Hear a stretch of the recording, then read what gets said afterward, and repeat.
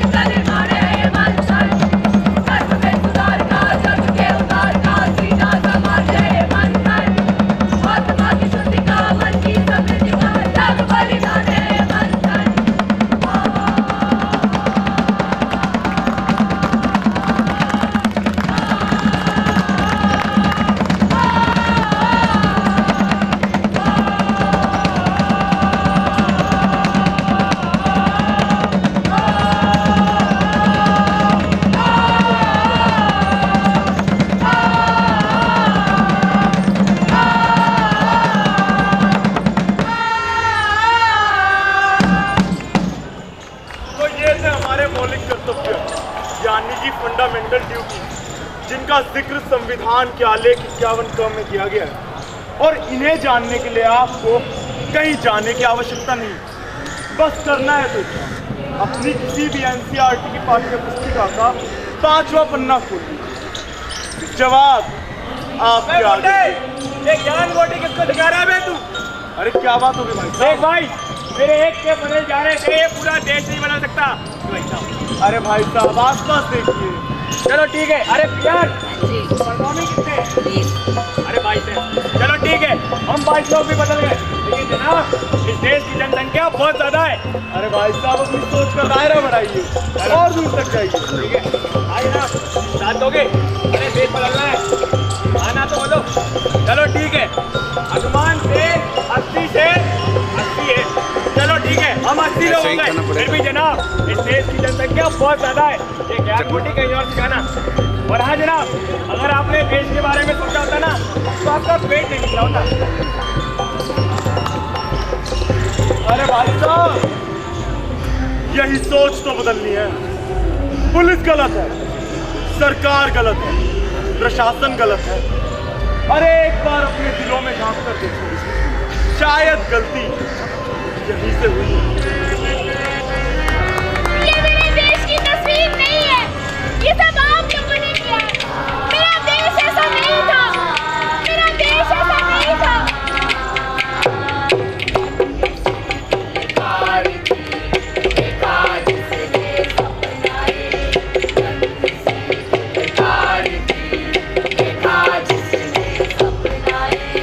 हो गया कोई ढूंढो उसको टुकड़ा मेरे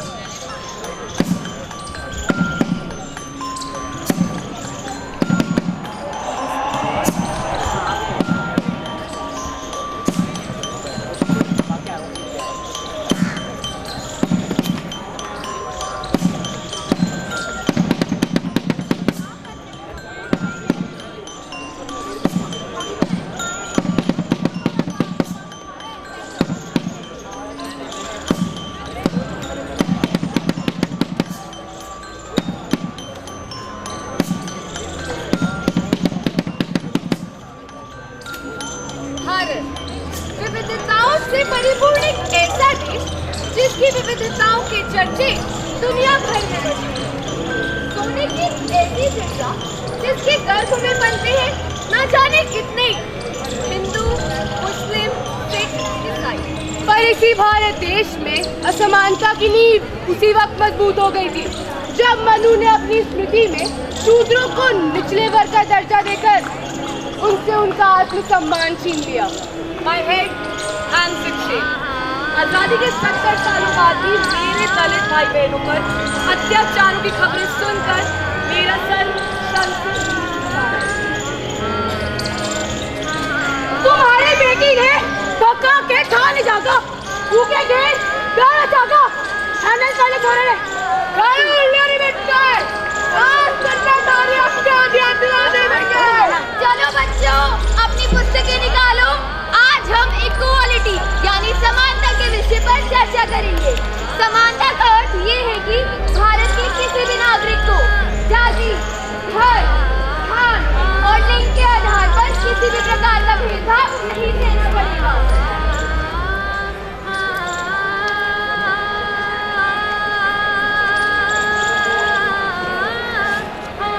राम राम राम राम, तुम्हारी प्लेट छुएगा गांधी नाली के कीड़े। Our institute is serving the nation since decades. It is one of the topmost medical institutions of our country.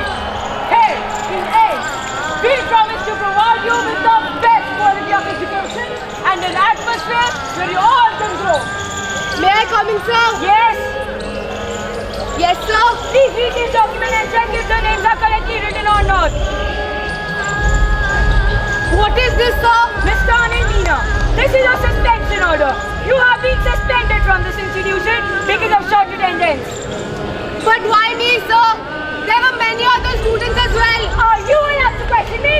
Leave.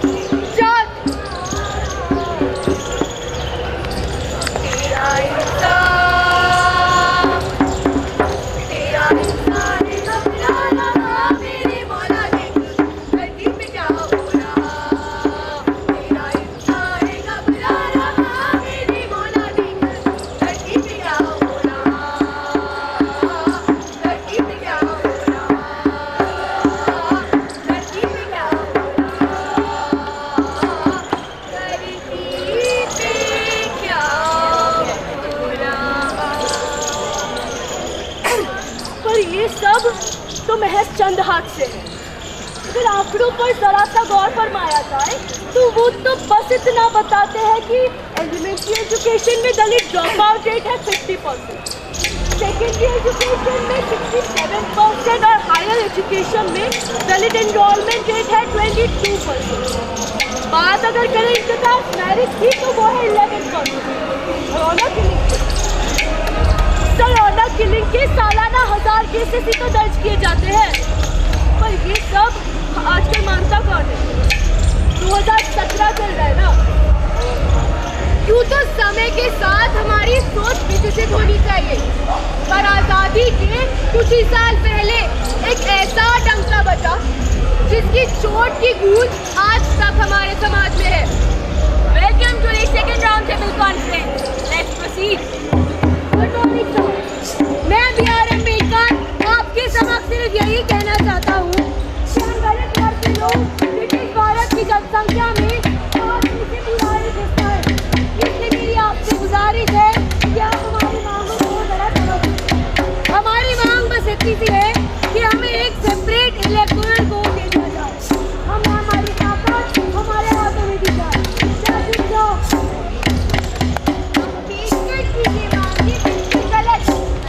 इस बात से एक दल का बंटवारा होना कि मैं सब खिलाफ। अगर दलितों को एक अलग इलेक्टोरल कोड मिलता है तो इससे लोगों के बीच की दूरियां और बढ़ जाएंगी। आपकी मांग बिल्कुल बेतुकी है मिस्टर अम्बेडकर। भारत में सिर्फ 3 पार्टी को पॉलिटिकल रेकग्निशन मिला, हिंदू, मुस्लिम और सिख, और बाकी की बच्चे लोग माइनॉरिटी कम्युनिटीज में आते हैं। अम्बेडकर जी आप भी बताइए, दलित भी तो हिंदू का ही हिस्सा है ना, तो उन्हें अलग इलेक्टोरल वोट क्यों मिलना चाहिए? हमें एक अलग इलेक्टोरल वोट क्यों नहीं मिलना चाहिए? वो धर्म ही कैसा जो अपने ही लोगों को मंदिरों में जाने से रोक दिया जाता है, जो अपने ही लोगों का नाम बदलवाकर उन्हें अपने कुल में शामिल कर लेते हैं। जैसे कि आर्यभट्ट, उनका नाम आर्यभट्ट से आर्यभट्ट कर दिया गया और उन्हें ग्रामीण कुल में शामिल कर दिया गया। अगर हमको एक सेपरेट इलेक्टोरल कोड मिलता है तो हमें हमारी ताकत हमारे हाथों में मिलेगी। और मिस्टर गांधी उसी ताकत से करते हैं। I do hereby announce that the demand of Mr. B.R. Ambedkar has been accepted and I recommend his name for the communal award. Thank you. No, I cannot let this happen. आज से मैं मोहनदास करमचंद गांधी आमरण अनशन पर बैठूंगा और जब तक मेरी मांगे पूरी नहीं हो जाती तब तक खाने का एक दिवाला भी गले से नीचे नहीं उतारूंगा।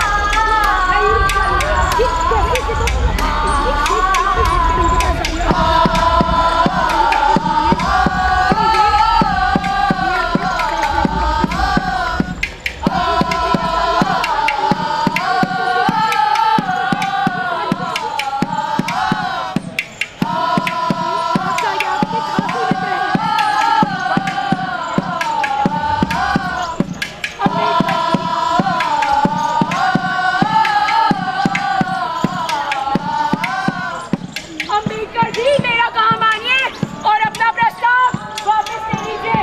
आपके इस निर्णय से पूरे हिंदुस्तान में आगान मचा हुआ है।